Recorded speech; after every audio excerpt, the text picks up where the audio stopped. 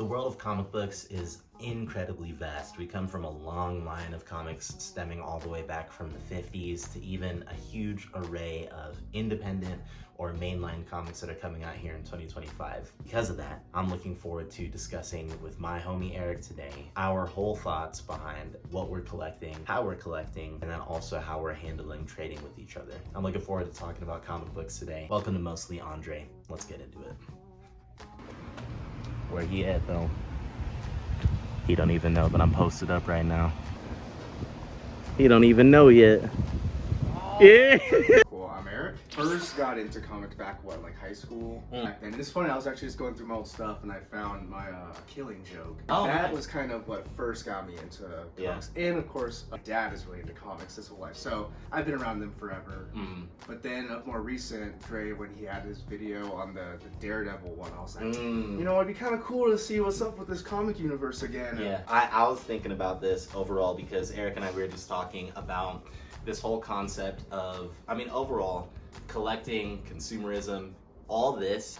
You couldn't buy a comic book a day, and still even get everything that's out there, whether it is Marvel, DC, or independent companies, it's an unbelievable amount. And so the thing that I wanted to talk a little bit about is also getting back into comics. How have you thought about your whole process? I'm gonna start as an example because when I first got into it recently again, so this was probably 4 months ago, I got Walking Dead Compendium 1. I read this in high school and college, but I was like, I just kind of feel like getting The Walking Dead again. And then I just went back into it.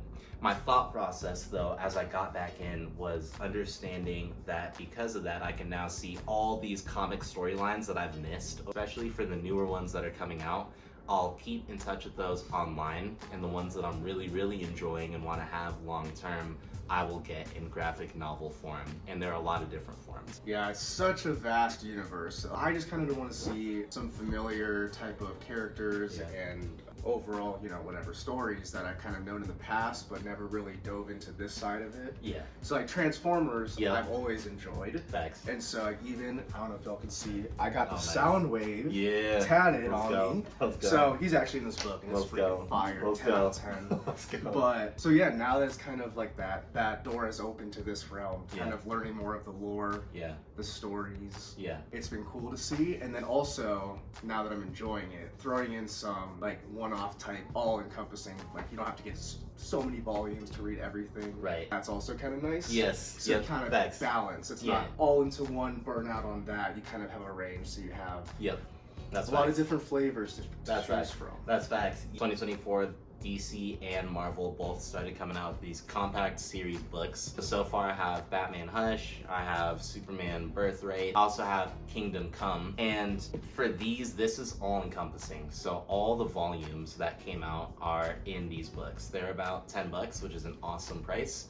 They feel like a newspaper comic, so I know that some people are a little bit hesitant towards that, but for me, I like that because if I do run this over in my car, I'm not gonna feel like something crazy happened, and it looks good on the shelf. In the same way, Marvel Premier Collection comes at $5 more. It has a matte finish to it. It's kind of the size anyone who's into reading manga. It's honestly similar to a manga size book. The only difficulty with some Marvel Premier is that it actually ends up taking out some issues. Interestingly. So I read the Fantastic Four Solve Everything one, and I later found out that they took out specific details or specific pages in order to fit it all in a thing, and I'm like, you could have, I don't know. I don't run a publishing thing. That's neither here nor there. I don't know where I'm gonna put this in the video, but I actually have one last point to make. For those who are into collecting comics or books or video games, whatever it is, don't believe the lie that you just have to get the newest thing in order to fit in or to fit in some algorithm or fit in with other people. Figure out what you like and cater to that. If it's reading things from the 70s, if it's engaging with media from forever ago or now, do that. We're gonna kind of talk about maybe some of our recent pickups now, and also why we're gonna be trading. So this morning I actually just read through Transformers. Yep. So this one is part of the Energon universe, which so far I have been enjoying a lot. I've only read Void Rivals and Transformers and Void Rivals over here. All of these have crazy artwork, so good, and each one has their own style. Storylines is awesome. Void Rivals, so far it kind of seems like a Romeo and Juliet type story of having to save their whole universe or whatever. But both of these is volume 1, and so it's like they end right at like the intro. Like they've introduced everyone, all the characters, something's about to happen, and boom, over. That one is one I'm trying to get volume 2 on to kind of. They got me hooked. Yeah, and so then this whole Energon universe, this Transformers actually introduces G.I. Joe as well. So when I was reading Void Rivals, I knew it was a Transformers G.I. Joe collab. But in this volume 1 of Void Rivals, didn't really see none of G.I. Joe, but that Transformers one does. Duke is in that. So first kind of like appearance of that. So now I think I'm committed to that universe. This Beneath the Trees Where Nobody Sees, like an anthropomorphic town. All the people are animals, but it has so many layers to like the actual storyline. Like there's even animals within that are actually animals. Oh, yeah. So, but you have your characters that are like quote unquote humans. It seems all cuddly and nice, but turns out she's a serial killer. Okay. Next, we got the first one I started reading since I got all these new ones, which is the new TMNT. This one is the one where I'm like, okay, I understand the hype on these comics because this is truly incredible. It's just, it brings together like the TMNT, the artwork is new, and you still get the brotherly banter, like, and it's just a different take on Turtles that it's beautifully done. So I can't wait to see the news, what comes next and everything. Oh my gosh. So then we had to send it and go back to the IDW series from like what, 2014? 2011. 2011. Yeah. Over a decade ago. Turtles line I think is gonna be the one. That looks good. That's like his weapon. Binding. Oh yeah. Last Ronin. Oh my gosh, dude. This storyline, incredible. Never read a Turtles like this before.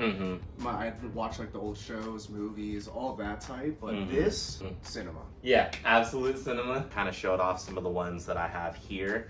The only other one that I will mention is Day Tripper by Fabio Moon and Gabriel Ba. This one is basically the perspective of a man who writes obituaries, and then you see his life at different phases where he dies. And so it's just showing where does life begin, where does life end. I love how it actually looks. The font and the spacing, it is the easiest comic I've ever read. If that makes sense. In terms of the paneling, it is the easiest that I've ever, like softest on the eyes, I should say. So this is the point that I'm making here at the end, thinking about it, because overall, I'm going to be reading different ones online. Bug Wars online, I'm going to be reading a lot of the Ultimate Universe, the Ultimate Spider-Man I'm going to do online. Ultimate Avengers I'm going to do online. I'm also going to do the Absolutes. I heard Absolute Batman, Superman, and Martian Manhunter are elites. There's so much that I'm going to do online, and that's helpful because then living in an apartment, limited space, I don't want to have a million long boxes. At the same time, I will continue to get occasional graphic novels, and if I do find a series that I really like, then Wednesdays might be comic book day to pick up. So we have to still go hit up something. Kind of in closing, what would you say to people who are sleeping on comic books because it seems a little bit more juvenile and childish? Yeah, and I was actually thinking of this, and it's funny how there's like a comparison. I would say like movies are like the books, animated shows / movies are like the comics. You may look down on it for being quote unquote childish or a little stigmatized for adults, which I think is actually crazy because like, this is one of the best modems of art in the modern era. Like you're not seeing art like this anywhere. It tells stories in ways that is both beautiful, compelling, and immersive. Like you can dive into things a lot deeper, and it's just, I don't know, it's very joyful to read. It's so much fun. Yeah, it's just finding your lane. Not everyone likes thrillers, not everyone likes action, but there are comics for everybody. I'm telling you, this isn't like this isn't like reading Ninja Turtles. Like I say that, I don't want to spoil anything. This isn't like reading Ninja Turtles, but it's its own intelligent, awesome, artful thing. So it's a lot of fun. So even in that, we're gonna kind of continue our journey of comics and trade here and chill. But I'm actually gonna end off this video with my homie Grant, who has sent in a video. And so a little bit of backstory. We started this YouTube channel when we were like 14 years old, skateboarding, comics, video games, all of that. And so I could not think of a better way than to end with his words. Go drink some water, go eat some food, go do something creative this weekend or this week. Thank you so much for watching.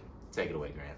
How's it going? My name is Grant, and I'm just going to be taking a few minutes to talk about why I got back into reading graphic novels. The short answer to that question is Andre got me back into it, but I'm going to give a little bit more context to that. So Andre and I became friends back in 8th grade in 2011. As we were becoming friends, we really shared a lot of the same hobbies: skateboarding, video games, collecting comic books, and at that time, the Marvel Cinematic Universe was really starting to take shape, which as a comic fan was really cool. So we bonded over that as well.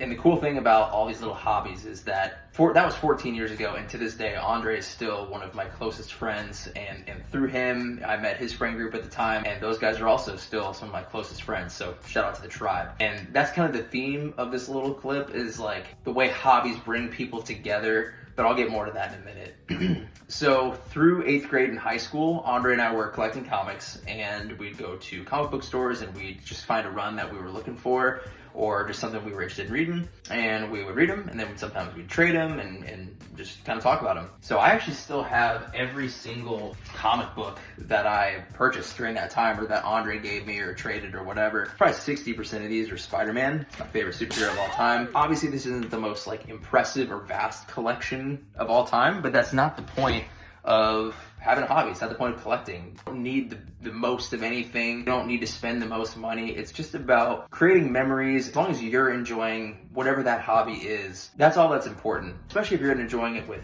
friends and family, even better. And that's the most important thing for me, is that I look back at that stack of comic books and it takes me back to that time in my life. Kind of like childlike wonder and nostalgia, where you're just really diving into the pages and the artwork, and it's just really cool. So, after high school and college, got into other things, and those just kind of sat on my shelf. But after college, after kind of going through a phase of reading a lot of self-help books, I was really trying to get my health and fitness on track and my career going and that kind of thing. So I read a lot of, books like Atomic Habits by James Clear, Can't Hurt Me by David Goggins.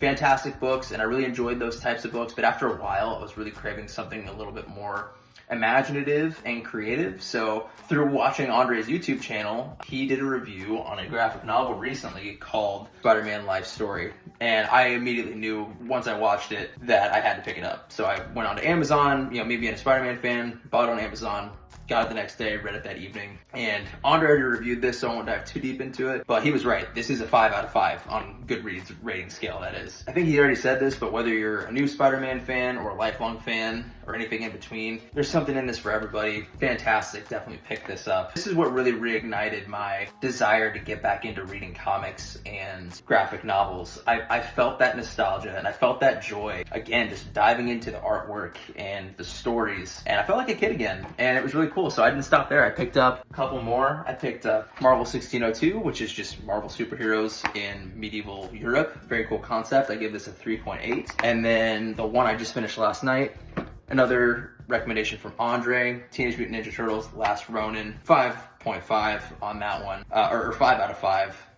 Love this one. And the whole point of this, like I said, is that hobbies bring people together, and even after all these years, I still find that not just Andre and I, but our other friends, we're still connecting over comics and graphic novels. And to be, at this point in time, 27 years old and still enjoying those things the same way we did 14 years ago, I think that's really special. So read comic books, read graphic novels, and reconnect with your friends. All right, thanks.